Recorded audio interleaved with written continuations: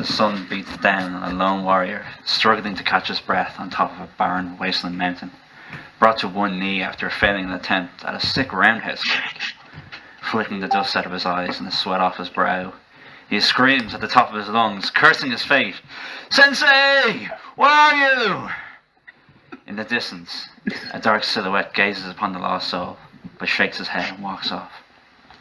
Days later, the exhausted warrior is at a woodland stream, filling his reusable drink bottle and eating avocado toast with fresh picked avocados found right in the woodlands. He looks at his reflection in the flowing river, but he doesn't recognize the face he sees. He plunges his head in the river in an effort to clear his head. When he resurfaces, he senses a presence behind him. He leaps away and assumes a fighting stance. "You'll never get anywhere with those gangly, uncoordinated limbs. Those moves are whack as hell too," the man says, in an accent somewhere between an old wise Chinese man and the stereotype of a black man. Whichever it was, the warrior knew this. He was racist in some way or another. "I know, but I just can't seem to find my inner strength," the warrior says, letting his frustration show. But who was this man, standing there in an old tattered robe? He looks too old, frail, and weak to help him, Gavin thinks to himself. "You're too old, frail, and weak to help him. Your robe is tattered too, it looks like shit," Gavin says to the man. "Old? Yes. Weak? I wouldn't be so sure about that." The man jumps up and does that sweet roundhouse kick that Gavin couldn't do earlier on. "Wait a minute, I know you. You're the ancient warrior, simply known as the Black Belt. You're the reason I came to these woods." The old man sighs. "Maybe I was once, but now I'm just an old man. I don't even have my black belt anymore. Now I'm just the black." However, I've never taken people so rude as to not state his own name before demanding one of his elder. Shit, that's dishonorable as hell. "You're right. Where are my manners? My name is Gavin, and I need your tutelage." "Bah! You are not worth my time. Your emotions control you, instead of the other way around. You must fight my underlings. Shit." The wise old man claps his hands, and suddenly a stout dwarf, but still lean as hell, ripped him, wearing nothing but Mai Tai shorts and some sort of wheel of feet contraption, comes careening out of the bushes, rolling along. His tribal tattoos leading Gavin to believe he was from some sort of tribe of battle-hardened fighters. He wasn't, but Gavin still thinks that this guy is trouble. "I said my underlings, plural?" the black yells to the bushes. "What? Oh, right." Out of the bushes jumps another man, slightly pudgier, wearing sports clothes and a Fitbit in his wrist, telling him exactly how far that he had left out of the bushes. The two pupils stand by the black side and puff out their chests, competing with each other to see who was the most built and the tallest. "If you can beat my star pupils, Robert and Andrew, then I will give you the power you seek. Fight!" Robert takes off, circling Gavin at a blistering pace. Now he is trapped. One false move would lead him into colliding with the unstoppable juggernaut. Andrew takes advantage of the confusion by setting up his phone on the ground. "Hold on, I just need to record this for my story," he says. "You've got over 1,000 followers, you know." Andrew begins running on the spot with knees as high as his shoulders. There's actually great high-intensity training goes through his head. Gavin begins to panic and get angry, seeing the battle arena shrink and the high knees barreling towards him. At this moment, he realizes Andrew is beginning to slim up fast. Gavin does an awesome front roll to dodge these knees, but is slammed into by Robert and forced back into the line of fire. Gavin goes to dodge again, but Andrew kicks him in the nuts. Looking back to what the black said, he tries to control his emotions and observes the situation calmly. There's an ever-increasingly fit brown man on a path to take him down, but surely he must have some weakness. What could it be? His phone? No, it's been set up outside Robert's circle of death. There! All aspects of Andy's body are hardening, all but one. Gavin waits for his moment and performs a badass round kick that he was practicing on the mountains at the start of the story. He couldn't do it then because he was so emotional, but he can do it now because he's sort of more in control and it's like kind of do or die.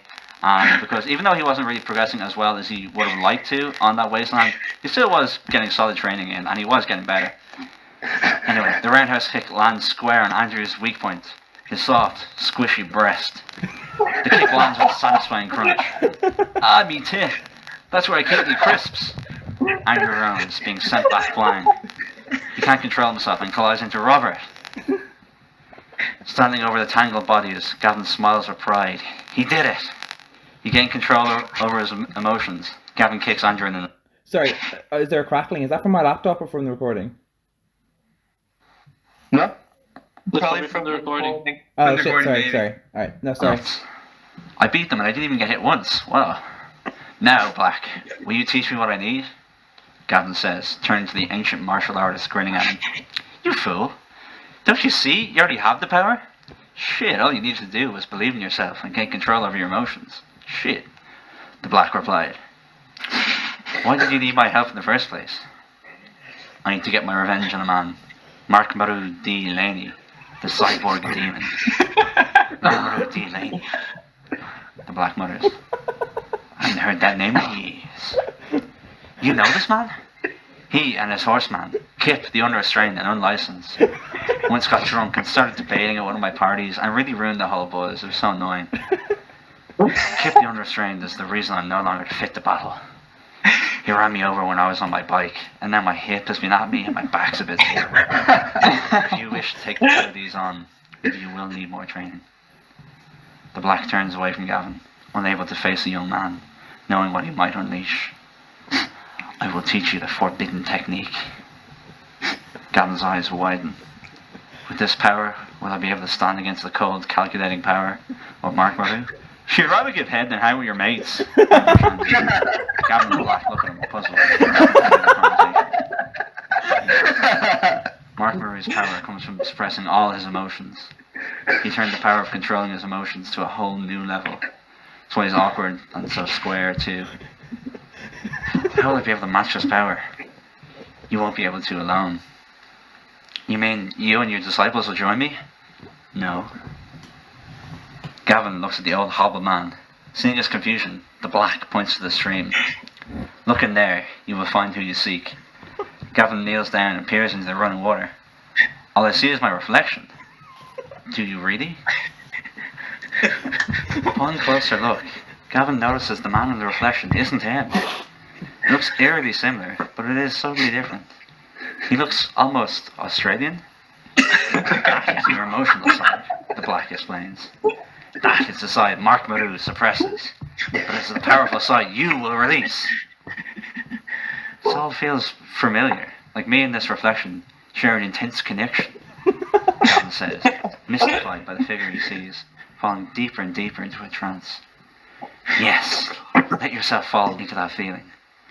When you truly know each side of yourself, you will know power. But if you are not careful, the emotions will take over, and you will go around telling people's friends that they were talking shit behind their back and call Corrine a racist and getting your nose into too many things you really have no business with. Gavin begins to feel a rhythm pulse through his body.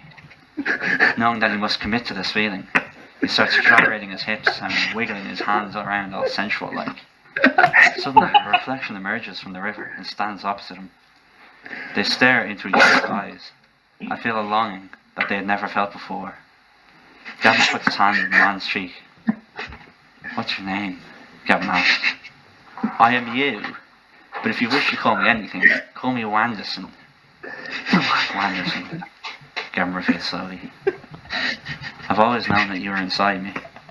Now that you're here in the real world, all I want is for you to be inside me again, but in a new way. Gavin, hands still on Anderson's cheek, leans forward and kisses him. They embrace, forgetting all their surroundings, forgetting the world. All they feel is each other. Birds chirp in the forest as the daylight breaks through the trees. Gavin slowly wakes up and looks around. There's no one around him, but he doesn't feel alone. He knows that he can call upon the man inside him at any point. He gets up and sets out onto the trail of Mark Maru's evil lair, limping a little bit.